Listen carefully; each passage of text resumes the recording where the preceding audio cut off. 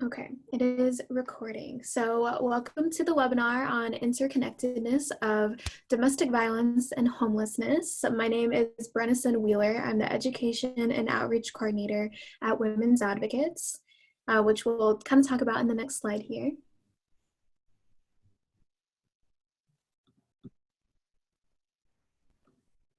Oh, Raylene, are you there? Yep, I'm here. Oh, okay. Do you want to introduce yourself? Oh, sorry. I was waiting for the slide. Sorry about that. Hey, everybody. My name is Raylene. I use she, her pronouns, and I am the housing advocate with Standpoint. And we'll talk a little bit about Standpoint in a second. Oh, sorry. Before we do that, we just wanted to give you a little brief overview of the next 90 minutes. So something to expect. So if you see anything on this list and have a specific question about it or focus on it more, feel free to let us know. But again, use the chat box to ask any questions. We'll periodically check that. And then if there's anything that you miss on the slides, don't worry about it because we'll send out a PDF of the slides after the presentation. So getting into a little bit about our respective organizations, just so you know a little bit more about where we're coming from and which organizations we represent. So like I said, I'm the Education and Outreach Coordinator at Women's Advocates, which is one of the first domestic violence shelters in the nation. It's located in St. Paul, Minnesota. It started in about 1972 when 11 legal advocates came together, and at that time they were helping particularly women navigate divorce and name changes, and hearing stories about divorce, they also heard stories about domestic violence, which was better known in the 70s as the battered women's movement, which we know since then has changed in our understanding of who experiences it and what it looks like.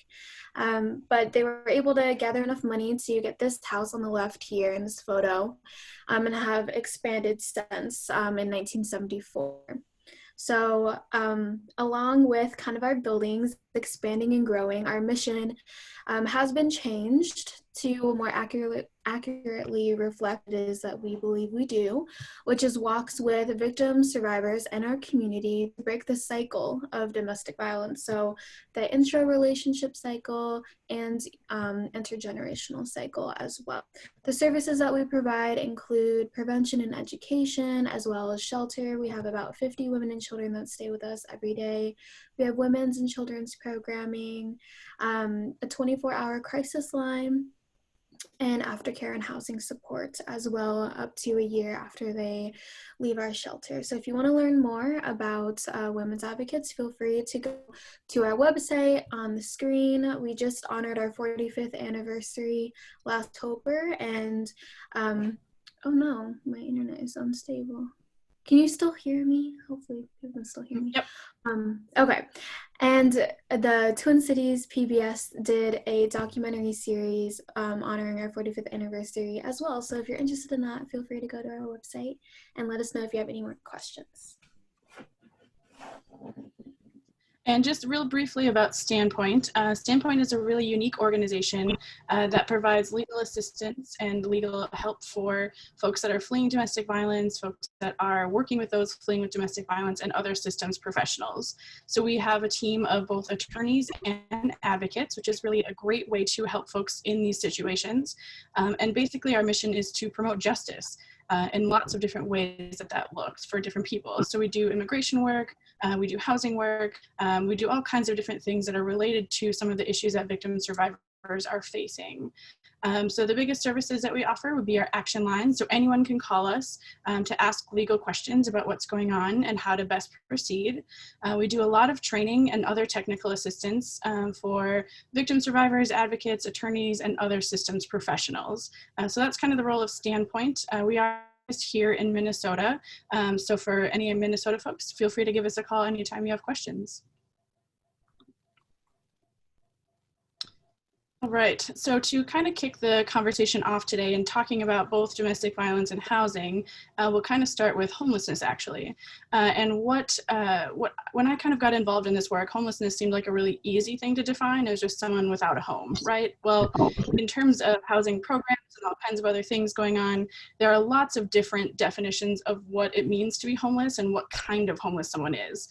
So just to go through those definitions really briefly, excuse me, we'll start with the Minnesota definition of homelessness, which is any individual, unaccompanied youth or family that is without a permanent place to live that is fit for human habitation. And doubling up is considered homeless if that has lasted less than 1 year. So this could be someone that is staying outside, staying in a storage unit, somewhere that's not meant for human habitation. And that one is specifically used in Minnesota, so other states might have their own definitions or not bother with defining it themselves. Something else that we use a lot in Minnesota and are kind of moving away from is long-term homeless. So that is someone that has been without a home for a year or more, or have had at least 4 episodes of homelessness in the past 3 years. So that gets kind of complicated to work through and things like that. And not all programs use that. Mostly it's being used in DHS programs here in Minnesota. The big one that a lot of us are talking about and that is dependent upon a lot of funding that housing programs are getting is HUD homelessness. So HUD is the US Department of Housing and Urban Development, and they have 4 kind of main categories. The first one is someone who is literally homeless. So it's very similar to the Minnesota definition in that it's someone that's staying somewhere not meant for human habitation, but it also includes folks staying in shelters, transitional housing, or hotel motel programs that are paid by like the county or social service agencies. And someone that has been staying 90 days or less in an institution and was HUD homeless the night before entering that institution. So it gets a little bit more complicated as we're moving down the line and trying to define who is homeless and what kind. Another category of HUD homelessness is someone who is at imminent risk of homelessness. So that is an individual or family who might lose their primary nighttime residence within 14 days and doesn't have other supports available to them. There are some other federal statutes that define homelessness as well that can be included in the HUD definition. So that is mostly focused on youth. So folks that are 25 years of age or under who do not qualify as homeless by those other definitions, but have not had a lease during the last 60 days and have significant housing instability. So that's another category. And the final one that is most important to the work that I do is folks that are fleeing or attempting to flee domestic violence. So someone who is fleeing or is trying to flee domestic violence is considered HUD homeless if they have no other residence and no other supports available to them. There is also chronic homelessness, which is an individual or family with children or a disabling condition who has been homeless for a year or more or had 4 episodes of homelessness in the past 3 years. And a newer definition that some programs are using is high priority homeless, and that's mostly from what I understand within the coordinated entry system, meaning households prioritized for permanent supportive housing through coordinated entry. So again, all of these different definitions mostly depend on the kind of funding that programs are getting and who's qualified and who's eligible for different housing programs. The one that matters the most for me as a domestic violence advocate is if someone personally identifies as being homeless. If someone tells me they're homeless, I can work with that as a domestic violence advocate because the type and kind of category of what kind of homelessness they are doesn't matter to me. The type and the category of homelessness matters mostly for housing programs. So I know that's a ton of information. Lots of folks might have more information because you might be working more with housing programs, you might be with a housing program or coordinated entry, but that's a very brief introduction to the different kinds of homelessness and different definitions that we use. Then on this next slide here, we'll talk a little bit about the study that was done here on homelessness in Minnesota back in 2018. And this was done through an agency called Wilder. And some of the key findings that they had excuse me, in that survey are that between 2015 and 2018, there was a 10% increase in the number of folks experiencing homelessness. There was a really large increase in the folks that were doubled up or staying outside, which is something that we need to be paying attention to during the time of COVID, when some folks are opting not to go to shelters, whether they're domestic violence or homeless shelters, because they want to stay safe from the virus. And there was also a 25% increase in older adults experiencing homelessness. Some of the main barriers, as I'm guessing many of you can imagine, to folks seeking and securing safe and stable housing is basically a lack of affordable housing. Here in Minnesota, there are, the rent has gone up for lots of people in lots of ways while income hasn't, and particularly right now, that's a huge struggle with COVID. There is also a huge lack of shelter beds. There are, in Minnesota, we're very lucky to have a lot of domestic violence shelters, and the counties have homeless shelters, but not enough for the number of people experiencing homelessness. And then many folks that are experiencing homelessness are still working, but the jobs that they have are not paying them a living wage, or they're not making enough money, or they're not getting enough hours, especially right now, to maintain housing as they go forward. And some information about the populations. They learned through the study that homelessness begins at a young age and is often related to trauma. There is also an increase in folks that are experiencing homelessness that also have, a chronic health condition, and that African American folks and American Indian or Indigenous folks are overrepresented in the populations of those experiencing homelessness. And then, to bring in domestic violence to this study, there's some numbers on the screen there about the fact that over half of women experiencing homelessness had at least one experience with violence or exploitation, and that the number of homeless women who are also fleeing domestic violence has steadily increased since 2009. Additionally, back in 2018, Violence Free Minnesota, formerly known as the Minnesota Coalition for Battered Women, did a supplemental point-in-time count. So one night in January, talking with all of the domestic violence and sexual violence programs to find out who was calling their services for shelter space and who was not able to be housed. So on that date in January, 1,092 people were fleeing or attempting to flee domestic violence, and were told that there were no shelters available and no other safe housing for them. Of those people, 40 stayed in their vehicles, 444 stayed with family or friends, and a whopping 608 people stayed home with their abuser. So while they were in a home, they were in an unsafe home for them. And it's important to remember that domestic violence has a direct impact on housing and where people are staying for the night. More often than not, the only available place to stay is with the abuser because of some of the barriers we've talked about. So for about half of these folks who were fleeing or attempting to flee domestic violence, this was the first time they were fleeing, and the other half had fled or tried to flee an unsafe relationship before. And 91% of those fleeing were specifically fleeing from domestic violence. So we did this webinar on Monday, and we got feedback on this video that it was very beneficial.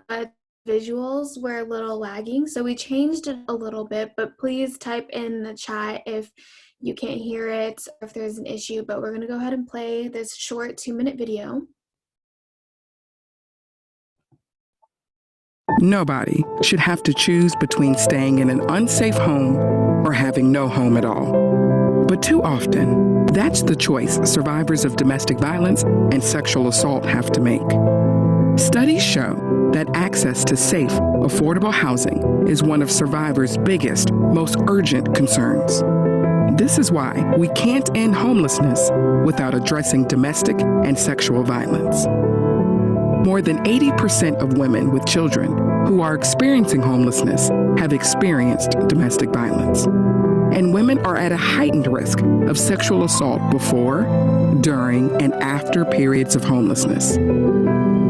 Survivors of violence face real barriers when trying to access housing.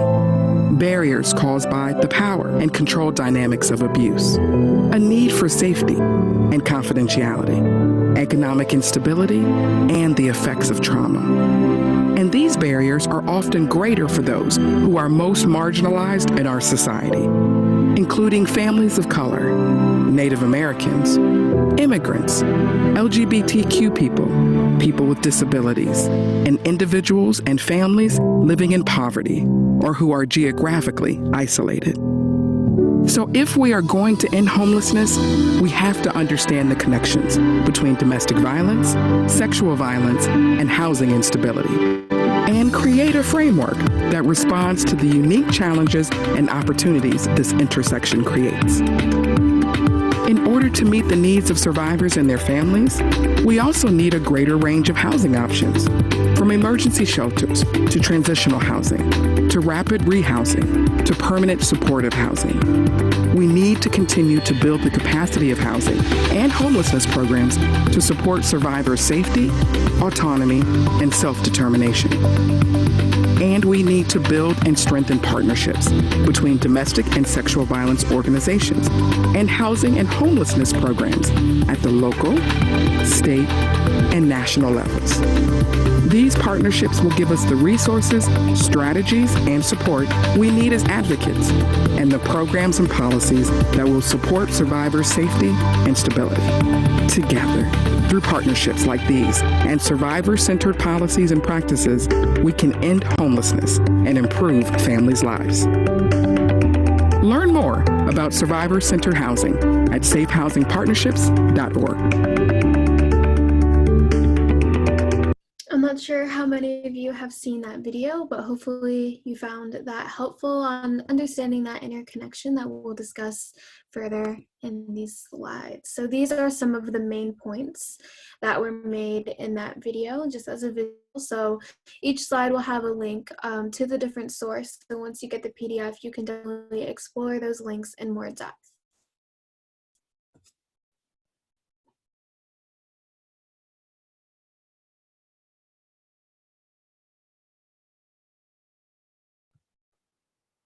And so this slide is to prompt you all to, oh, let me unmute. Okay. All right, sorry about that, friends. So thinking about domestic violence, I think a lot of us could use a moment to reflect a little bit about who and what we think domestic violence looks like. Who does it happen to? Where does it happen? What kinds of violence are people experiencing? And thinking about those potential biases and potential preconceived notions that you bring into the conversation can be really helpful. Because we know, and we'll talk more about how the stats and the statistics of who has experienced domestic violence are much higher than a lot of us realize. So bringing some of these questions into that work can be really helpful when you're talking with different folks.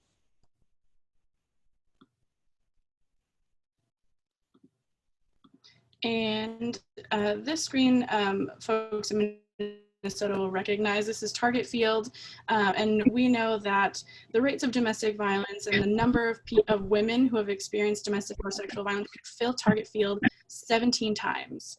And that number is astounding to me. It's far too many people, of course, but thinking about filling one stadium 17 times with folks that have experienced domestic and sexual violence is something that obviously we are hoping to work to prevent. But that's just a good visual to kind of get an idea of the numbers. And so early defined what homelessness is, and just so we're kind of on the same page of what we're discussing. Domestic also has a lot of names, a lot of different definitions, like partner violence, relationship violence, family violence, and a lot of these terms describe this definition on the screen that we encompassing of what that experience is like. So talking about it being intentional and systematic, it being a pattern of these different forms of abuse and those with the intention of exerting power and control over another person. And this kind of discusses within different relationships. So it could be a dating relationship where it was a former partner or a current partner. Could be a family relationship, so it would be a parent, an uncle, an aunt, a sibling, a grandparent, or also household relationships. So roommates or other people that you might reside with. So the thing that makes domestic violence unique from assault from a stranger is that closer relationship that they have, and oftentimes is occurring within a home, even though we know those impacts kind of carry out wherever that person goes outside the home. It's not just a private issue, but understanding that in that housing context of this power and control and violence occurring in that context. So that's kind of just a definition for us to kind of all be on the same page so we know what we're referring to. with that. And also noting that anyone can experience domestic violence. So I mentioned earlier in the 70s, it was known as the battered women's movement. And now we understand the public health issue because we know that one can experience domestic violence. Anyone can experience homelessness regardless of their age, their gender, their sexual orientation, their religion. Any of those different social identities can experience it do, unfortunately. So just talking about that moving forward. Awesome. So it looks like we have a lot of folks who in the group who have done or are doing domestic violence work. So you've probably seen this power and control wheel before, but we may have some folks that haven't. So just to kind of briefly go over this, this is something that was created in Duluth, Minnesota. Actually, Minnesota is really lucky to have a lot of history in the beginnings of the battered women's movement, which it was called at the time. So a little bit of Minnesota pride, we created this. And it's a model used to understand what is domestic violence and what does it look like. And so I talk about this like a pie because I really like food. So at the very center of the pie, where the good stuff is supposed to be, in this case we have bad stuff, but it's power and control. So we see domestic violence as the need for an abusive person to gain and maintain power and control over another person. So it could be their partner, it could be their roommate, whoever that is in that relationship. So their behavior and their actions and the things that they're doing are about gaining and maintaining that power and control. So you can see the next, pieces of the pie, from using coercion and threats, emotional abuse, using children. All of these different pieces of the pie are things that abusers will do to, again, gain and maintain that power and control. They might use all 8 of these throughout the course of a relationship. They might use only 1 or 2 of them, and that might be enough to feel that they have that power and control, because one of them is enough to be frightening and scary enough for somebody. But oftentimes when they don't feel like those different pieces of the pie have been enough, then we get to the crust of the pie. So that's where the physical and sexual violence comes into play. I can guarantee to you that every single person I've ever worked with in my career as an advocate, by the time things have become physical, whether physically violent or sexually violent, they have experienced at least one of these pieces on the power and control wheel. Brendan will talk about a few things that are kind of maybe missing or things that we need to be thinking about with this power and control wheel, but also keep in mind that different populations in different communities, such as LGBTQ folks, immigrants, elders, folks with disabilities, might experience this power and control wheel differently. And there are lots of different ways that someone can use these different tactics. So for example, emotional abuse, an abuser is going to know exactly what words to use that are really going to cut to the core of the victim survivor that they're hurting. They're going to know what words will be the most painful, where, you know, they might not be painful for me, but they're painful for that particular victim survivor. There are also other isms and other systems at play here. So race, class, ageism, sexism, all of these different things are playing into the power and control wheel and the different tactics that are being used and what the impact is on that victim survivor. Absolutely. So in addition to that, there are 14 different forms of violence. Often when we talk to housing agencies and maybe other folks in the housing context that might not have as much experience with the domestic violence survivors, they might know of maybe verbal, they hear those complaints from neighbors, or maybe they see physical property damage, or they learn about physical violence or stalking in that housing context. But many might not know about financial. They may not know that a user can control the finances, prevent someone from being able to work, and thus maybe not being able to pay rent on time or in full. So keeping those in mind, as well as digital, especially in COVID, and knowing about these different forms can be really beneficial, because we know that not just one is, here we go, no form is worse than the other. So if you're interested in learning more about these different forms in depth, we do have a YouTube video that goes into that, but we just kind of want to connect it all to housing and thinking of how different forms can impact someone who's trying to maintain their secure housing situation. Excellent. All right, so thinking about general warning signs when it comes to domestic violence, I think it's important to remember some of the dynamics. So again, remembering that this is a pattern of control and it's a cycle of violence. So sometimes things start out unsafe and unhealthy right away. Sometimes that happens later on in the relationship. Sometimes violence happens constantly. Sometimes it happens 3 times a year. Every relationship and every context is different. But one of the main pieces to remember is that this is often happening in the home. So this is violence that is happening in their apartment, in their unit, in their homes, in their wherever they're living at that moment. This is stuff that for the most part is happening at home. It does happen out in public in families' homes and things like that and over the phone. But victim survivors are afraid in their own homes of the people that they're living with, the people that they're close to, the people that they care about. So that's a really important thing to remember in thinking about domestic violence. Again, the theme is about power and control. It's not about anger. The abusive person, if they had an anger problem, they would take their anger out on people all over the place. It would be at the cashier, they'd be at the server at the restaurant or whatever. But what we see with domestic violence is that that is taken out, for the most part, on the victim survivor, on that partner that they're hurting. Oftentimes, abusers are jealous and they're manipulative.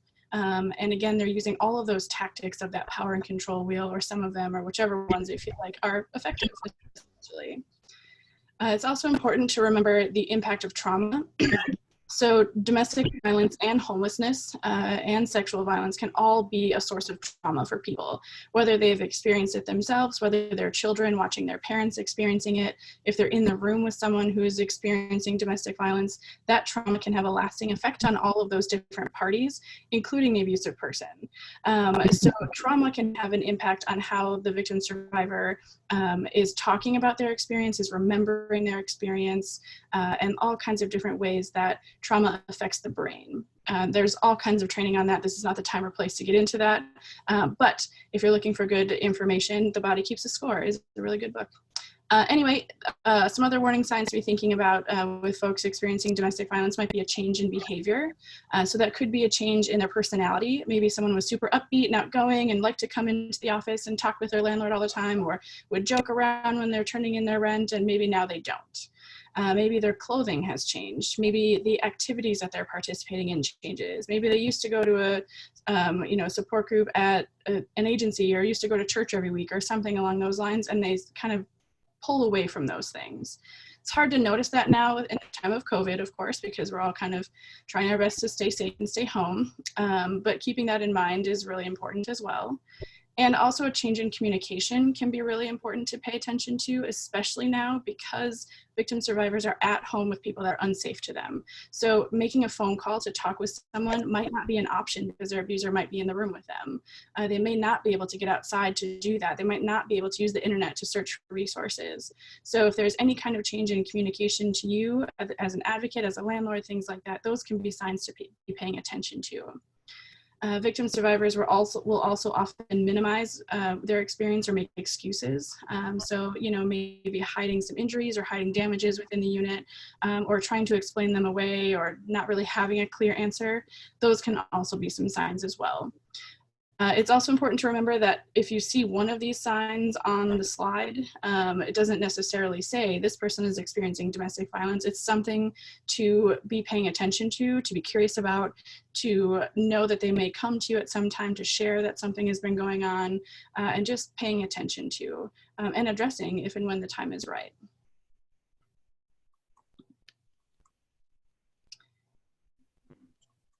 Okay, and then this slide has a ton of information about the different statistics about domestic and sexual violence. You guys can go through and read it. I think the most important one that we hear often is that 1 in 3 women and 1 in 3 men in the US have experienced some form of physical violence by an intimate partner, which is a huge number. I mean, we remember Target Field being filled 17 times. So that number is really, really high. And probably, unfortunately, it's probably much higher because we don't know who has and who hasn't reported these crimes because it's really difficult and really complex to do that. So there's lots of other stats for you to take a peek at if you're interested. So in addition to statistics, we did mention the 1 in 3 and the 1 in 4. We also want to mention how different social identities may yield, these disproportionate rates. So if you do work with a particular population, maybe an underserved population, kind of knowing these percentages can be interesting and useful for your work. So if you're interested in reading more about the report that these statistics came from, the source is here at the bottom. But just noting that, like Raylene mentioned earlier, these different identities can be used to tailor that specific form of abuse to really manipulate and isolate that individual person depending on these different identities. So keeping that in mind, that it may not look all the same, it's not homogenous, and it really is tailored to what will be most effective in hurting that person. So a common question that we get, especially when it comes to housing, something that landlords and property managers voice their frustration is, and even survivors are frustrated too, of not able to successfully leave, and what implications that has on their housing. So if a landlord or property manager maybe finds out that there have been complaints first, and maybe they have witnessed abuse take place, they often ask the question, like, why can't you just leave? Can you kick that person out? Can you not be in more?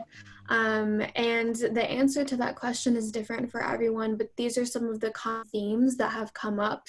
The number one reasons is because of fear or threats. So it's even that, you know, the victim or survivor is just saying, oh, I don't want to leave. Oftentimes maybe they say that they do, or they indicate that they want to, and the abuser either doesn't let them or threatens them, and saying their situation will be worse if they do leave, and that they'll find different ways to continue to whether that's through harassment or other things, even if they are no longer in that relationship anymore.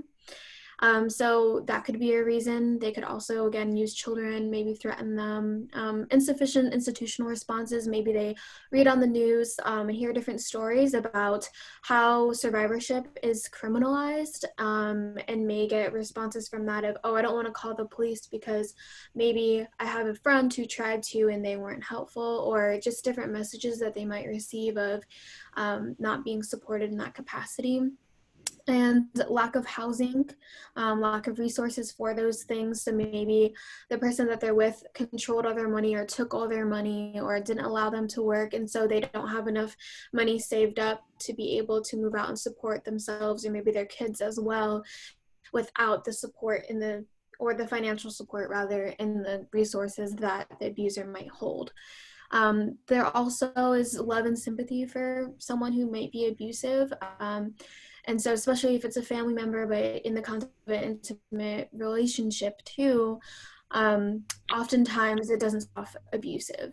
So that person has already grown love for that person and might hope for a change, or that person is telling them that they're going to change. And there are times when their relationship is really great and they cling to those great moments, even when there are other times that are really painful. So they might feel responsible for the abuse, especially if they're being told that they are. If they just stop acting a certain way, they wouldn't have to do those things. Or they might just feel guilty and ashamed that to them, and it might take them a while to even admit that it is, acknowledge it.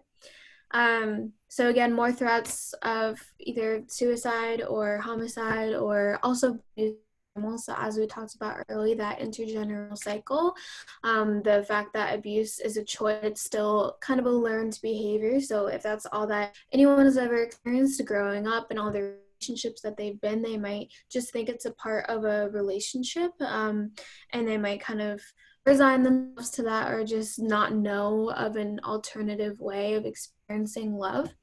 Lack of outside support, so maybe the isolation or the harm caused by the abuser would make it so someone couldn't stay with a friend, because we do hear that oftentimes of, oh, you know, my housing situation is unsafe, I'm going to go live with my parents, or I'm going to go live with a friend or someone else. But if the abuser isolated them from all those support systems, or they might not just have that support, then the other option, they're at a crossroads between, am I homeless or am I experiencing abuse? So that can be a really scary choice to have to make. As well as cultural, religious reasons, especially we hear that when it comes to marriage, not like divorce being very taboo and the responsibility of the survivor to make things work regardless. There might be language barriers or immigration status or disability. Those things might be held over the victim's head. If they do threaten to leave, they might use those things against them. And also acknowledging that leaving is the most dangerous time for someone. So when you take it all together, with housing, it's very complicated, and it's not as easy as, just leave. There's a lot of different components with that advocates can help them navigate and do safety planning for. So in addition to that, there's a lot of different impacts. So say that person was able to successfully leave and the abuser has left them alone and has decided to do something else. There are a lot of lasting impacts, even if it's no longer currently occurring. So these are all related. So you'll see things like physical and social and economic. So in the context of housing, you might learn of coerced debt and evictions and homelessness. And so if that person was unemployed because maybe they were physically harmed and they had to go to the hospital and they missed a shift, and then they became unemployed, and then they're also maybe dealing with PTSD or other psychological kind of concerns with that, flashbacks, maybe hyperarousal, that might cause them to have strained relationships, which means they might not have the social support networks to have somewhere to stay in the interim of them being able to obtain housing. Maybe they have healthcare costs from those physical assaults and they can't pay them off, and that might prevent them from being able to get certain housing. So just trying to understand how all of these things can impact someone if they don't have the support systems with that, and how it's all connected to housing. So just thinking about those long-term impacts. So even if that person is no longer currently experiencing the violence, it can still impact them later down the line. And even though folks are experiencing these lasting impacts of domestic violence, know that when someone is leaving a relationship and when they're working with advocates and making a plan to find safe housing and to find safety for themselves and their families, they are doing their absolute very best to remove these barriers. So they are, if they didn't have a job or they weren't allowed to work, they're trying to find a job, they're trying to secure income, they're trying to take all these steps to take care of themselves. However, they are still facing lots of barriers in terms of finding housing because of the impact of domestic violence. So financial violence is something that many victim survivors that we work with have experienced, and that might mean simply not having had access to the finances of the family. Maybe they weren't allowed to work, maybe they had to give all of their income to the abusive person. So they just, for a while might not have had access to money. Sometimes victim survivors are trying to hide money away or try to, buy gift cards for gas and store those things up somewhere, but sometimes it's just not possible. Sometimes they might not have recent work history. I've worked with folks who, there was a client whose abuser slashed her tires on her car so she couldn't go to work because he didn't want her to. So they might, again, they're trying their best to find these things, but they're being thwarted by other people. And Brennison mentioned coerced debt. So sometimes abusers are racking up credit scores or credit cards and things like that to kind of, again, keep that victim survivor dependent on the abusive person. So they're trying, that's the kind of world that they've been in, and they're trying to escape that piece and trying to find financial success on their own. Some folks are experiencing discrimination due to violent and criminal actions of the perpetrators. So I worked with a client who worked at a bank, and her abuser threatened her so badly that she cashed fraudulent checks on his behalf. And so she ended up with a criminal background situation for herself. But it was because he threatened her. He had guns, he had weapons, he was a scary dude, but she did it to save her life in a way, but it has a lasting impact on her ability to find housing. She would not have done that had her abuser not threatened her to do that. Oftentimes folks, not just domestic violence victim survivors, but lots of folks are experiencing limitations due to the location and type of housing because of transportation and other issues, but very specifically for victim survivors, they need somewhere that's far away from their abuser. Maybe they want to move closer to family so that they have social support networks to take care of their kiddos, things like that. So the location in terms of safety might be limited. And there are also other economic barriers that folks are facing, especially right now. Now is kind of a weird time, but lots of unemployment, lack of affordable housing. Many folks are employed that are experiencing homelessness, as are victim survivors of domestic violence, but they're working jobs that don't pay enough or don't have enough hours. Transportation might not be available to get to those jobs, and childcare is a big struggle normally, right now specifically. And sometimes these previous relationships and these former relationships have led to evictions on their record. It might not have been because of something that they did or didn't do. It might have been because of the actions of their abuser. Maybe the abusive person was the one who made all the money and didn't let that victim survivor have money. And then one day he just decided to leave and not pay rent. And so she was stuck trying to figure out what to do. And because of that, received an eviction on her record. So those are some of the barriers that folks are facing because of violence. When they have fled a violent relationship and fled someone who's unsafe for them, those things stick with them, unfortunately. So even though they've turned a corner and they're making they're taking a new direction with their life and they're doing new things to keep themselves safe, those things will follow them.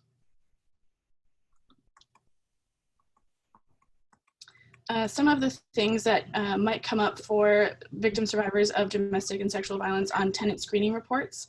Again, we talked about some of the lasting damaging effects of financial abuse and coercion on the last slide a little bit. Again, expanding on the previous evictions. Again, that might be something that is due to their abuser. We know lots of folks have evictions for other reasons as well, not related to domestic violence. So just because someone has an eviction doesn't, again, mean that it's domestic violence. There's lots of reasons why someone might have an eviction on the record. But if someone has experienced domestic violence, they can explain why that happened and why things will be different going forward. Standpoint will be working to set up eviction expungement clinics in the future. So stay tuned if you're here in Minnesota, because we can help make that happen for folks. So stay tuned on that. Again, criminal background checks might be something that's coming up, again, for folks of many backgrounds, but in the case of the person who cashed checks fraudulently for her abuser, that was a felony, and that stuck with her for a long time, and that has a huge impact on her ability to find housing. And so knowing that some of these things may have happened due to domestic violence and not out of the person's need or desire to participate in criminal actions can help explain some of these pieces away. Insufficient income, again, could be the result of financial abuse. It could just be where we're at in the world right now. COVID is a real tricky time for everybody. And so if, as an advocate, you're working with folks that have these things coming up in their background, something that folks have been able to do is to work with that victim survivor to analyze what's kind of coming up on their background checks and be able to explain that to the landlord or housing agency, why those things happened and why things will be different going forward. It's not a guarantee in any way, but sometimes it can be helpful to talk with landlords about, hey, I was with this person who was really unsafe for me, really, really scary, but look at all of the wonderful things I've done to keep myself safe and go in a new direction, to turn a corner and to keep myself and my family safe. And I have a new job. I have an order for protection. I've gone to shelter. I'm connected with advocates and other community services. So sometimes that can help show that the tenant is really trying and really going to be making a difference in their lives.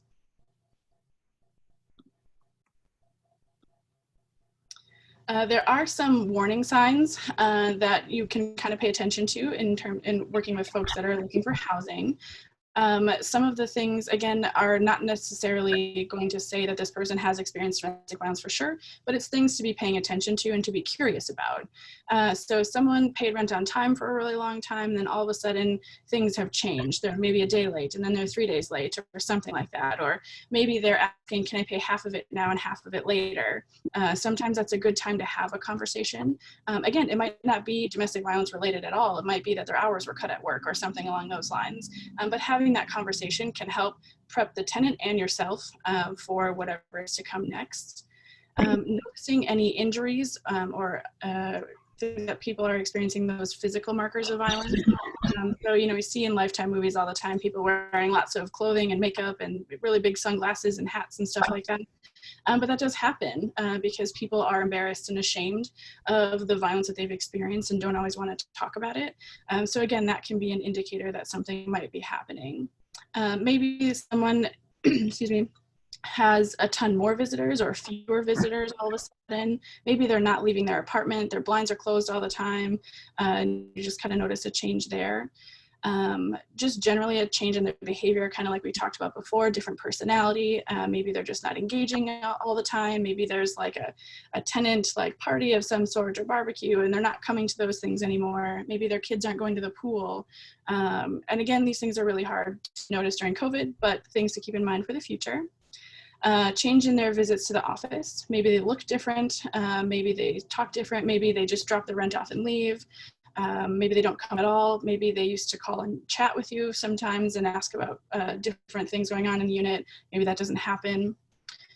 Something that we see often is that someone might need permission from their partner for everything. And if you think back to the power and control wheel, a victim survivor of violence has been told repeatedly, most likely, that they're too stupid to be able to manage themselves. They're not a good mom. They're not good enough in whatever way that looks like. So they have been told that their opinions and their thoughts and decisions and voice doesn't matter. And so they might seek that permission from the abusive person. So if someone is constantly saying, oh, let me get back to you, I got to talk to my partner real quick, or they're just not coming to you and the partner's the only one coming to you now, that's something to be paying attention to. And then simply an expression of fear. So if someone says they're afraid, that's a good sign to have a conversation about what that looks like and get them connected to resources and start talking things through.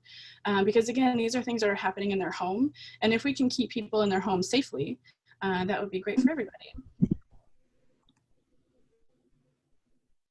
Some of the property-related signs of violence that you might start to notice are property damage could include like a broken lock or door. A lot of times victim survivors will ask about getting their locks changed because maybe the abusive person took their keys or has their keys, something along those lines. Smashed lights, broken windows, mirrors, and holes being punched or kicked in the walls, whether that's in the unit, in the hallways, out on the property, by the garbage cans, whatever. Paying attention to those things can be really helpful. Neighbor complaints might also be something that you're seeing as well. So neighbors are concerned about people living near them. They're concerned for their own safety. And so they may reach out to the office or to property managers and say, hey, I heard this person yelling the other day and I didn't know what to do. And please help figure out what's going on here. So those noise complaints could be something that you're getting more frequently and something to pay attention to. Again, might not be related to domestic violence, but definitely could be. So hear those neighbor complaints and talk them through that. And if they're just, neighbors might just be generally concerned and say, hey, I did hear yelling. I heard specifically this phrase, or I heard this word being said. I heard someone crying, things like that. You listen for those things in particular, rather than like, oh, it was a loud party and people were carrying on or whatever. So paying attention to those key things on that power and control wheel can be really helpful. And then switching gears a little bit, so when someone is in an unsafe relationship and they're trying to leave that relationship, trying to protect themselves, something that might happen is that they reach out to an advocate or to community programs, and they might be looking for an order for protection, for example, which is kind of where I'll focus most of our time today. In someone getting an order for protection, it's based on family or household relationship only, but it does include roommates. So if someone's related to somebody or lives with somebody, you can get an order for protection against them as long as you can show that there has been domestic violence. And what an order for protection does is it prohibits contact and acts or threats of violence. So it doesn't allow the abusive person to commit acts of domestic violence or threaten to commit domestic violence. So it's basically a piece of paper that says, don't be mean anymore, is kind of the long and short of it. There's lots of other things and other kinds of relief that someone can request in an order for protection, because everyone's situation is different, and everyone wants something different for their lives. And so one of the things that an order for protection can do is to exclude the abusive party from the home. So the order can come to the abuser and say, you can't live here anymore. So the abuser may have to leave. Or it can go the other way. Maybe the victim survivor is like, dude, I don't want to live here anymore. He knows where that house is. He has the keys to that place. I don't want to be there. So they may choose to leave. And they can have a police escort come and help make that happen either way. It also will allow the police to come and help the victim survivor get belongings, or the abusive party take their belongings, whatever that looks like. It's usually really fast. It doesn't, you don't get to get your couches and things like that at this time. You get important stuff like birth certificates and medicine and clothing, and then you kind of scooch on out. So that is not the time to figure out who gets the TV, but it's the time to get the essentials. It also can protect pets and companion animals, which is really nice for families, because many of us have pets and they are part of our family. So getting them the protection that they need and deserve is important, because oftentimes abusers have threatened the pets or animals in the home. And there are different kinds of financial relief that can happen in an order for protection. It depends on what the victim survivor wants and needs. So sometimes that can order child support. It can order that the abuser still covers folks' insurance and things like that. So there are different pieces of that order for protection. As a landlord or property manager type person, you might not know what that looks like. If you receive a copy of an order for protection, it's going to be the very basic information in terms of who can stay and who can go, who is being protected by that order and who is not. So you might not know some of those pieces, but just know that some folks do ask for that financial relief. And then in an order for protection, you can also ask that the Section 8 voucher stays with the victim survivor, which is pretty cool. So that's something that can happen in order for protection. And that's the most, oh, sorry. It's related to this. So there's a question about, from Denisha, how long is the order of protection good for? She can't remember the period. Absolutely. So the order for protection is good for 2 years for the most part. Sometimes they'll make exceptions and things like that, but generally speaking, an order is good for 2 years. Under very extreme circumstances, a court will grant an order for protection for 50 years. And that is in cases of very extreme violence. It doesn't happen very often. And if an order, after the order expires after 2 years, you can get another one if there are new acts or threats of violence, or if you're worried about that violence continuing. Great question. Thank you for that. So the order for protection is the most commonly sought order for folks that are experiencing domestic violence, but they will often get a harassment restraining order. Has much less meat to it, essentially. So basically, a harassment restraining order doesn't require that relationship or household piece. I can get a harassment restraining order against a neighbor because we're fighting about where our garbage bins go or whatever. But it is often used in sexual violence cases where there is not that family relationship. So there are folks that are using those harassment restraining orders. It's much more simple in that it requires that the abusive person ceases or avoids harassment and doesn't have any contact with the victim survivor. So there's not any requests for financial aid or anything along those lines, nothing about pets and that sort of stuff. It's just saying, please stop and go away is what that comes down to. The other one is on the first one listed there is the domestic abuse no contact order. And I talk about this one last because this is something that the courts are ordering, and it only prohibits contact during the time of a criminal case or a criminal trial. So this is not something that the victim survivor requests. It's just something that the courts are like, hey, you know what, we're trying to prosecute somebody here. We don't want you guys talking and messing up our case. So that's kind of what the Dan code looks like.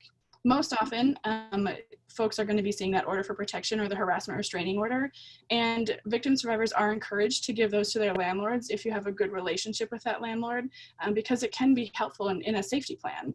If someone is concerned that the abusive person is going to show back up to the property, it's really helpful to have a landlord on your team to help keep you safe and to help keep that property safe.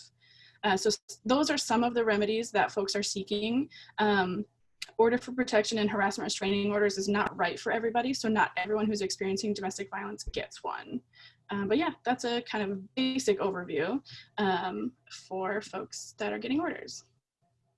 Maybe we'll pause here for a moment and allow people to ask questions that they might have, maybe about protective orders or anything else that we've covered up until this point. If we don't have any questions, that's totally fine too.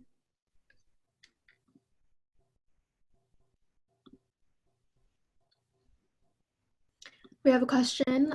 What happens when a person who has a PO and because the person is scared for safety, they let the person back? Yeah, that's a good question. I think that happens a lot. In the case of an order for protection or harassment restraining order, the victim survivor does not face any penalties. If the police arrive or the police are called at some point, then the abusive person again will be facing those charges and asked to leave the property.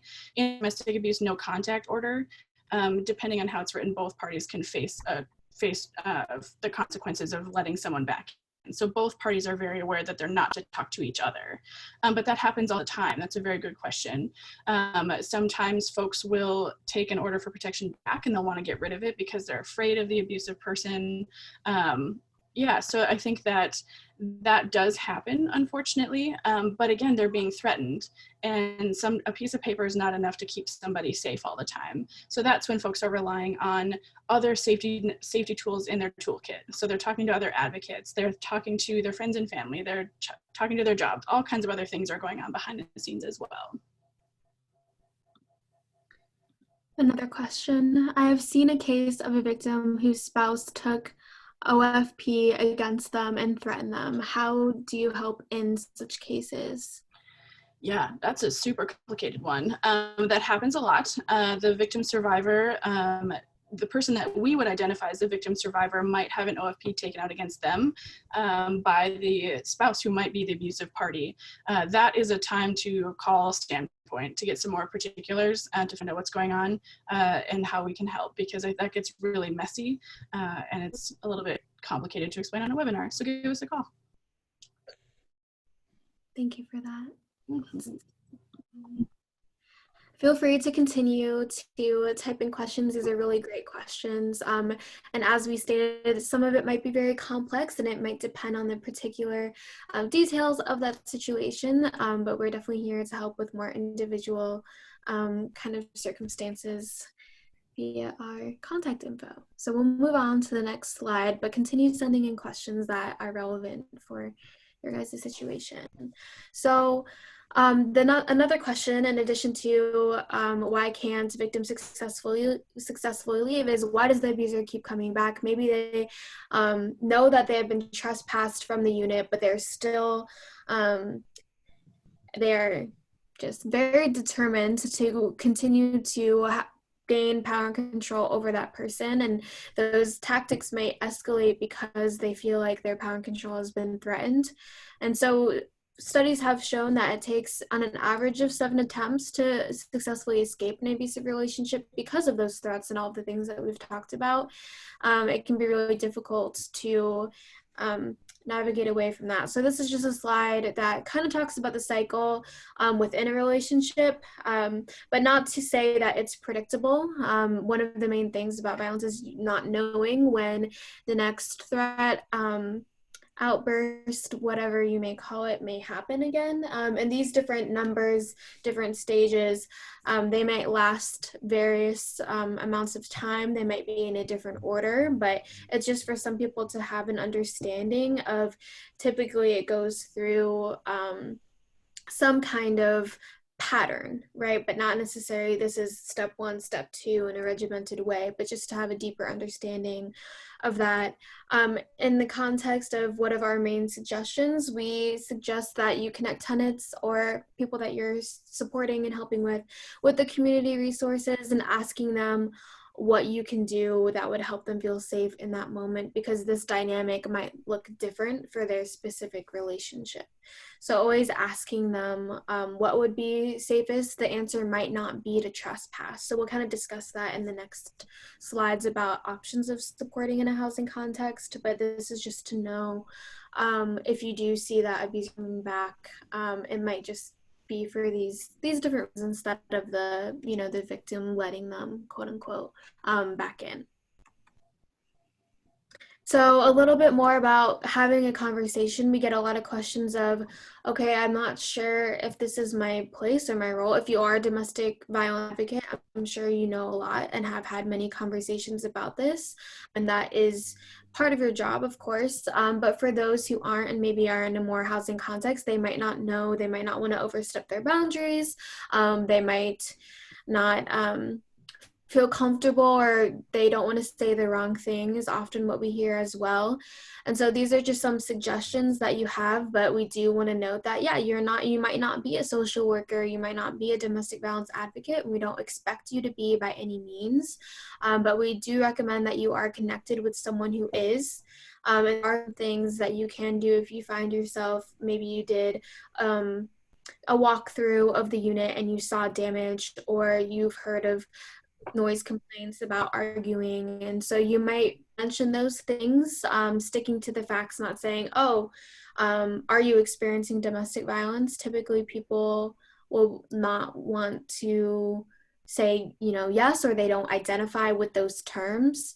So instead of asking those things, maybe asking things like, do you feel safe in your unit? Do you feel fearful of the people that you live with? But also acknowledging that you might be wrong. They might deny it. They might not trust you. They might not feel comfortable discussing it with you if you don't have rapport with them.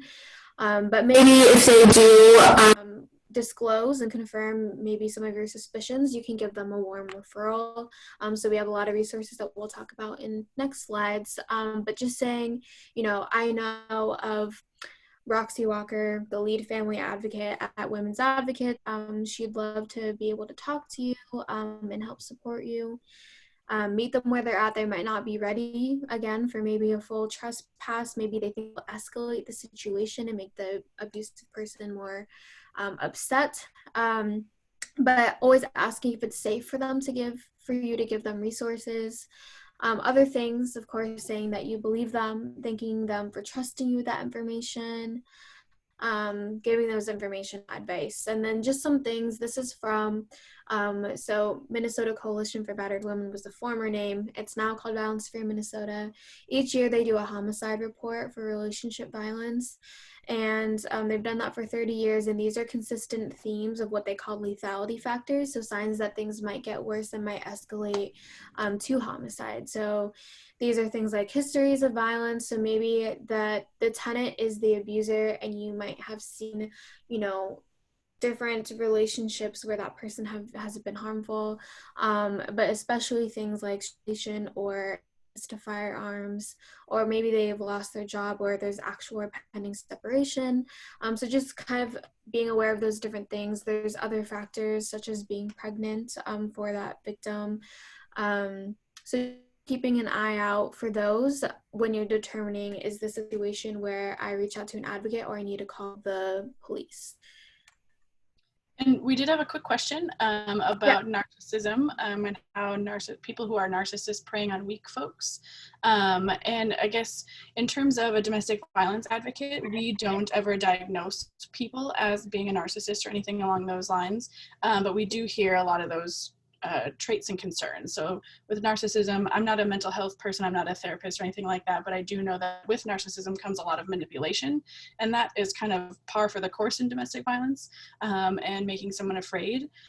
So I guess talking more about narcissism and what those traits are would be more a mental health role. But for people that are abusive, it comes down to power and control, and narcissism is one diagnosis that an abuser might have, if they have any at all.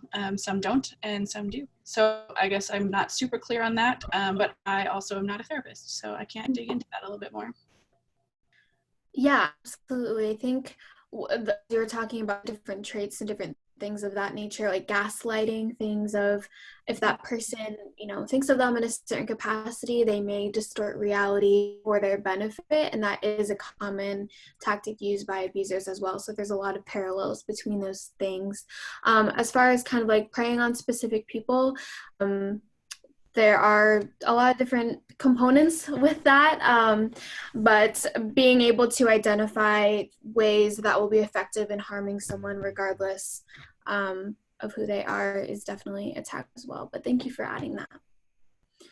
So a little more on what housing agencies can do. One of those, again, pertains to safety resources. So there's a lot of different things, and you can assess what makes the most sense for your position and your capacity. But again, always having access to different resources, maybe having those available for people. So if you do a welcome packet whenever someone new, enters the facility, you can include, along with the lease and maybe your packets and other information in the community you can include some safety resources. We have some on our website for you to print if you would like. Also, crisis lines for advice. So a lot of people might know that you don't have to be experiencing the violence to give a crisis line a call and say, hey, I have a man who's experiencing this. How can I support them. And so we can definitely help with that, as well as maybe put safety flyers on bulletin boards, communal spaces, maybe in a bathroom, or on where the mail is, where people get their mail. So just having those visible so people know that they're available in the event that they may need them.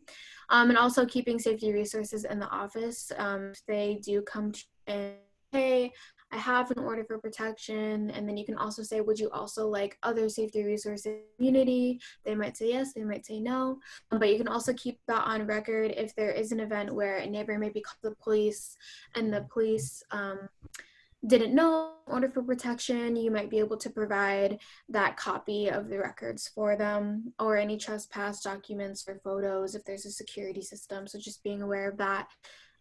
Also staying informed. So we're going to discuss VAWA, Violence Against Women Act, and Minnesota Statute 504B, rights and responsibilities, what that means for tenants and what that means for landlords. So we'll dive into that deeper, but just making sure that you're aware of those rights so you're not kind of maybe unlawfully providing an eviction, just so you're aware of those different things. Again, I mentioned before, I'm curious about these different things, so not saying in isolation just because this person has property damage doesn't mean that they're experiencing domestic violence. Always take context into consideration and talking to those individuals one-on-one if possible. And then also other property support options. So if they move into a new unit and maybe they aren't, with that abuser anymore, but they're still afraid of stalking and other things, they ask for, locks to be changed or additional locks, or lights, or to be not on the first floor. So they're not as accessible to people walking around. So just being aware of those different options and not just saying, oh, this previous tenant who had experienced violence wanted their abuser to be trespassed, so I'm going to trespass all abusers, but asking that person what's the best option, because they are, the expert of their hands, and so just allowing them to guide their advocacy is really helpful.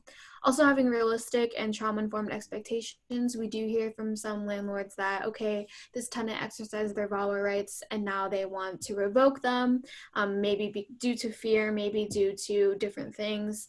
So just taking that with stride and getting the support that you need in the community, and realizing that that might be what happens, and that's the survivor's choice.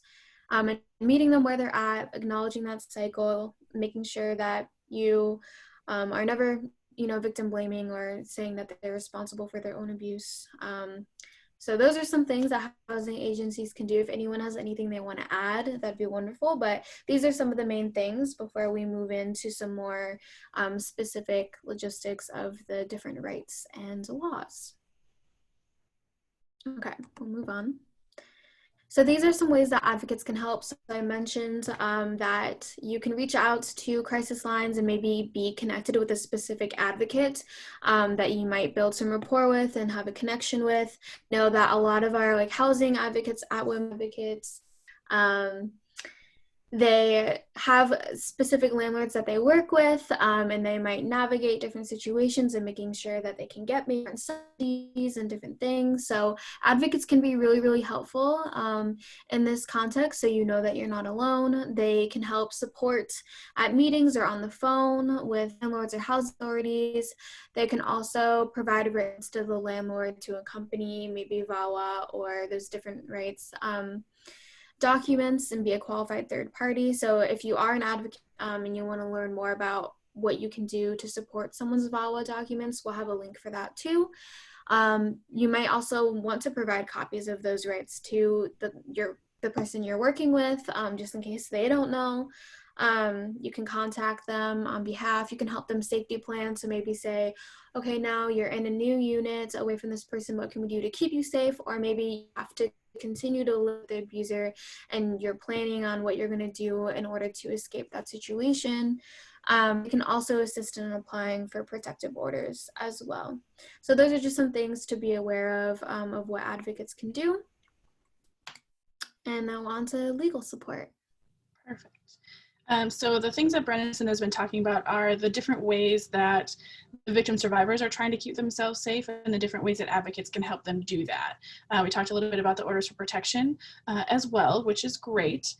Keeping in mind that victim survivors are doing everything that they can and everything in their power to keep themselves safe. And some of those tools might be right and some of them might not be. However, there are some legal things to be aware of as property management and as advocates as well. So for folks that are outside of Minnesota, sorry, we're going to start with the Minnesota statute. We've mentioned it a few times. It's Minnesota Statute 504B. You can find it. There's a link there. And the two most important pieces with this statute, the first one is the right of victim survivors to call the police. So making a call to police or other emergency calls can be made related to domestic or sexual violence or for any other reason. Landlords cannot prevent you from calling 911 or limit the number of calls that you make to seek that help. This might be different outside of Minnesota, so you'll have to, if you're outside of here, definitely look into your own statutes to find out what kind of laws might apply in this case. But here in Minnesota, you are able to access 911 as needed. And Brennison's got some good information up about, some good information that you can access online to kind of get some more information about that, which is excellent. And they also, landlords cannot also evict you because of 911 calls or raise your rent. So there can't be any kind of retribution for that. Oftentimes there are city crime ordinances that kind of complicate issues for landlords and their understanding of what this looks like. But again, they're not allowed to evict you based on the number of emergency calls. Something to kind of keep in mind is that often this is disproportionately used against communities of color. The other portion of the Minnesota statute that's really important is the right to break a lease. And so for victim survivors of domestic violence and criminal sexual conduct, stalking, that can be something that is a saving grace for them. They're able to get out of a lease in order to protect themselves. The important things to know about this is that there's no notice period that applies. Excuse me. So if someone on, the 15th of April decides that they are going to break their lease due to domestic violence, they just have to make sure rent is paid through the end of the month and then be out before the 1st, on whatever the rental period is. The bummer for the victim survivors is that they forfeit the security deposit. So just being aware of that when you're assisting victim survivors, knowing that they're not going to get that money back is important. And at that point, as of May 1st, the lease would be terminated, but the landlord can sign a new lease with whoever they want to after that. So if maybe the victim survivor wants to go and the abuser wants to stay, they can choose to sign a lease with the abusive person if they want to. So that is up to the landlord and to what is going on there. In order to break a lease due to domestic violence, there has to be some kind of documentation. So what Brennison's got up, there's a form that you can have filled out by a qualified third party like an advocate. Advocates can fill these out. Otherwise, an OFP, a DANCO, or a no contact order can also serve as documentation that the person has experienced domestic violence, or a signed document from a court official. Less common, usually working with an advocate is an easier way of making that happen, or an OFP, but that's one way to get that documentation in. Second step is to inform the landlord in writing that the victim survivor is in imminent fear, needs to terminate their lease, the date they will move, instructions on how to deal with any remaining property, and then additionally submitting that documentation. This has to happen in writing and can be super helpful and clear for both parties so that everyone is aware. And the third part is, again, rent should be paid up through the full rental period, which is usually the month, and any unpaid rent must still be paid. So if they owe rent from like March, let's say, that should be paid as well. That will still be owed. And then the fourth step is simply to move. So the victim survivor should clean up the place like they normally would if their lease was ending, keeping a copy of all documentation and receipts that they're submitting to the landlords, and taking photos of the apartment when they leave, showing that everything is cleaned up just like normal would be really helpful. So it's a really super high level overview of what's going on. There's all kinds of information that Brennison is pointing out here, and you can find that online as well. But that is a big overview of the Minnesota statute. Next, we'll talk a little bit about the Violence Against Women Act, and this is something that applies to federally subsidized properties. So the purpose of this is to protect the long-term safety of victim survivors while not jeopardizing their housing, essentially. So it's allowing victim survivors to access the criminal justice system. It's helping create long-term housing options and building collaborations to address domestic and sexual violence within the housing programs. And the main idea of the Violence Against Women Act is that applicants may not be denied assistance and tenants may not have assistance terminated under a covered housing program on the basis of or as a direct result of the fact that the applicant or tenant is or has been a victim of a VAWA crime. And it applies, like I said, only to federally funded housing programs. Some of the biggest programs would include public housing, Section 8 housing choice voucher program, project-based Section 8 subsidized housing, and tax credit housing. So those are the bigger ones that VAWA would apply to. Under VAWA, applicants and tenants of any of these programs are protected, as well as immediate family members of that victim that are related by blood or marriage and are living with the victim survivor. So those are the folks that are covered under VAWA. And again, the VAWA crimes are really similar to things that we've been talking about. So that's going to look like domestic violence, sexual assault, and stalking. Yeah. And an example where VAWA rights might apply, so if someone might have poor credit history, and if the victim survivor is able to experience financial abuse and was left with debt, loss of job, or other bills, VAWA might apply. And in order to evoke your VAWA rights, the PHA must turn you down from any support, terminate your support, or evict you as a result of the abuser's actions. Then you have to inform the PHA that you are a victim survivor, and then you have to provide documentation to show that what was happening is a result of a VAWA crime. So there's lots of different steps in there, lots of different forms that have to be submitted in documentation, but those are some of the things that need to happen in order to invoke those VAWA rights. There's all kinds more information on that. Standpoint does have 2 webinars that you can listen to on our YouTube channel. We have a Housing 101 and a Housing 201. So those go into much more detail about what that looks like and how it might play out for folks. And then the 2 other pieces on here, we have the Safe at Home program in Minnesota. It's an address confidentiality program that folks might be using to keep their address confidential. That's something that advocates here can help you set up. And they do have programs like this in other states as well. And then finally, I just put a link on there to the Landlord Tenant Rights and Responsibilities book that's here in Minnesota. And it's for both landlords and tenants. To kind of have an idea of how some of these laws apply, like the Minnesota Statute 504B and some of the other rules and regulations. So that is a ton of information. Brennison's got the Landlord Tenant Rights and Responsibilities book up there. It's definitely available online. It's through the Attorney General's office. So it's lots of information to kind of digest. And I think it looks like we might have some questions. Denisha, I think the information for the Minnesota statute applies only for Minnesota, but VAWA is a federal program, so it applies to all states. Yeah. Great. Perfect. Okay, that's a lot of me talking. Does that make sense? Any other questions? Please put them in the chat box. Watch the Standpoint webinars for more information. And yeah, we'll continue on. Okay, so within the context now of COVID-19 and housing, we're thinking very specifically about victim survivors being in their homes with their abusive person. Home has not been a safe place for them before, and it definitely isn't currently. So in addition to the kind of usual amounts of the loss of power and control that a victim survivor experiences, they're even more isolated and they're even more at risk for domestic violence. Right now, even the healthiest relationships might be struggling with folks being stuck at home, or safe at home as we're told to think of it. So even the healthiest of relationships are struggling because it's a huge change to everyone's lives, right? But if the person that you're living with is unsafe for you, doesn't let you make phone calls, doesn't let you do research to find different resources and things like that, it can be even more isolating.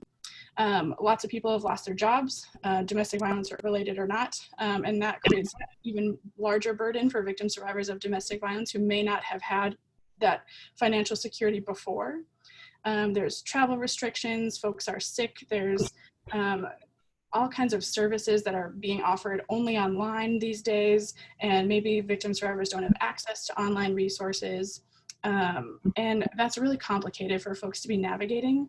The very first weekend, Minnesota has a stay-in-home or shelter-in-place order. So the very first weekend that happened, 2/3 of the calls to police were related to domestic violence. So we know that this is impacting victim survivors in a huge way.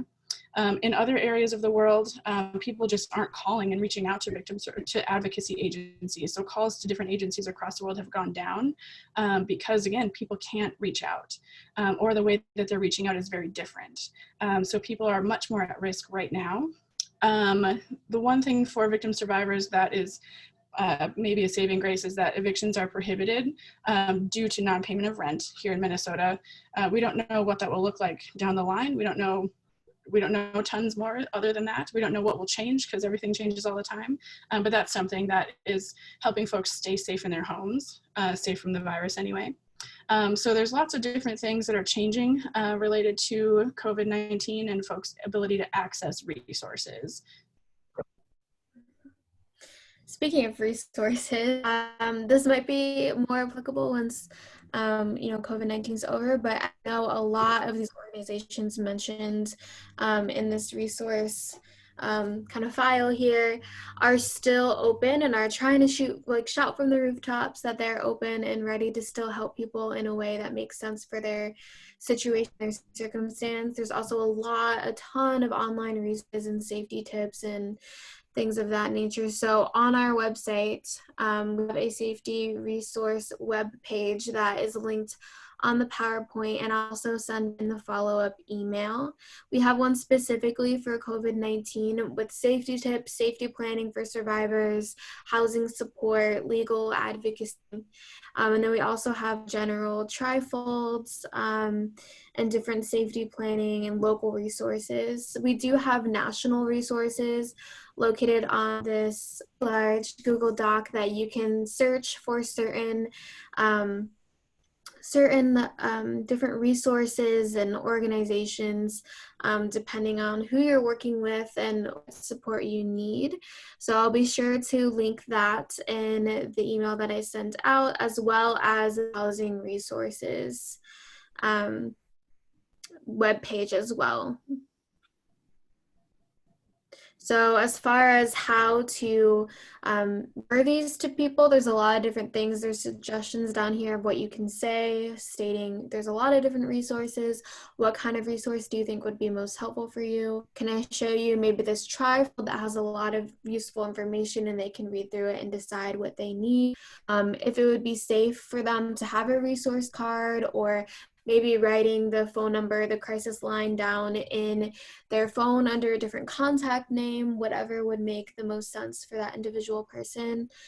So those are just some ways of navigating resources and referring them. But it can be, I can sit here while you make this call to a crisis line. So there's a lot of different suggestions on this webpage of how to give resources. So it looks like we have a question. No apologies for the questions. Thank you so much. So Denisha has a question about, in your state, as it relates to domestic violence and homelessness during the time of COVID, are there funds in place for individuals to place individuals in hotels due to lack of shelter space? Not sure if you guys are currently experiencing lack of space at this time. I can speak specifically for women's advocates. There's an article with Min Post where our executive director talked about how we're looking into getting hotel space due to, yes, the increase of need for that housing, and also as far as keeping the shelter safe as far as our capacity. So for us particularly, we are looking into getting hotel space and getting funds for that. But I'm not sure about other organizations within the state, but I know that that's something that we have been looking into. I don't know if Raylene, you have anything to add onto that. Yeah, so we are always lacking shelter beds, generally speaking, and now with COVID happening, it's even more prevalent.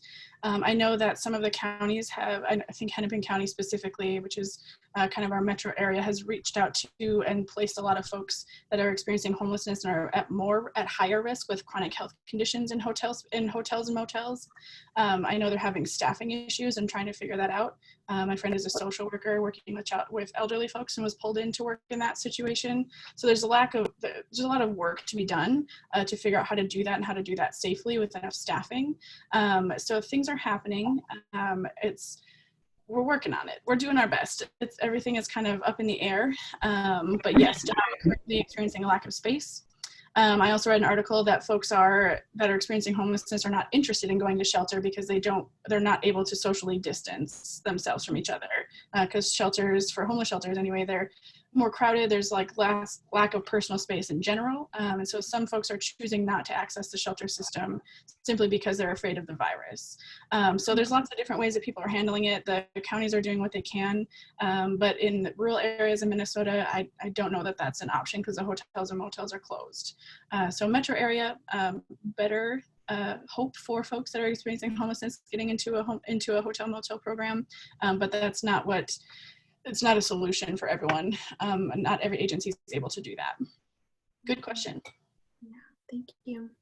This is our last slide before our contact slide. So just to leave on a more kind of positive, optimistic note that work is being in this realm, and all of you being here today is a testament to that we are working on cross-training these two issues to make sure advocates in the domestic violence world are aware of housing, and housing advocates are aware of domestic violence, since those issues are often interconnected.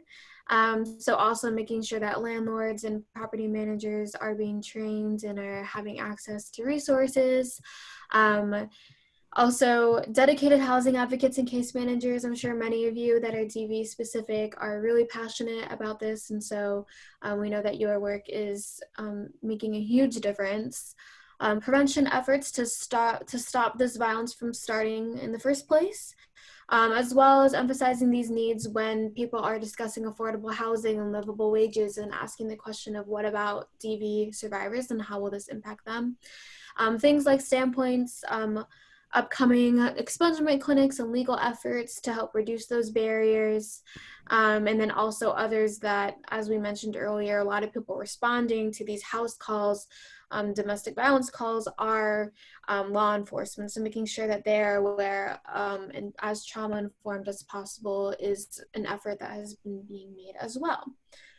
So lastly, we want to thank you all for being here. We do have a few more minutes for any other questions that you may have if you want to type them in the chat. And then you can also take our 2-minute online survey. I'll send that in the follow-up email in a couple minutes here.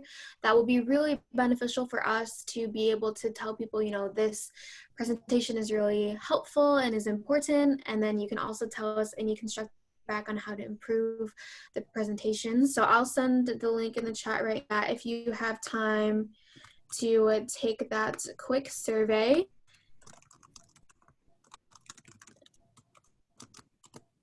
And then we also have our contact information. We have social media, Facebook, Instagram. We have YouTube channels as well with additional videos that are much shorter than this, couple minutes. And then our websites and our crisis numbers as well. So if you have any other questions, feel free. We'll stick around for a couple more minutes and field any questions. And then you can always send us follow-up emails as well. So thank you for being here. Yeah, thank you so much, everyone. Hopefully this was helpful information for you. I know it's kind of a lot of information in a short period of time. So again, I just want to plug the work of my coworkers. If you go to Standpoint's YouTube channel, there's the Housing 101 and Housing 201. Their webinars, they're very thrilling. You get to stare at a PowerPoint the whole time, but it's very, very good information. So definitely recommend those. I watched those videos before I worked with Standpoint, and they're super helpful to kind of get a better idea of how VAWA applies and how the Minnesota statute applies. So definitely take a look at those if that's of interest and might be helpful for you. And hopefully you can learn something today and share some stuff with your coworkers.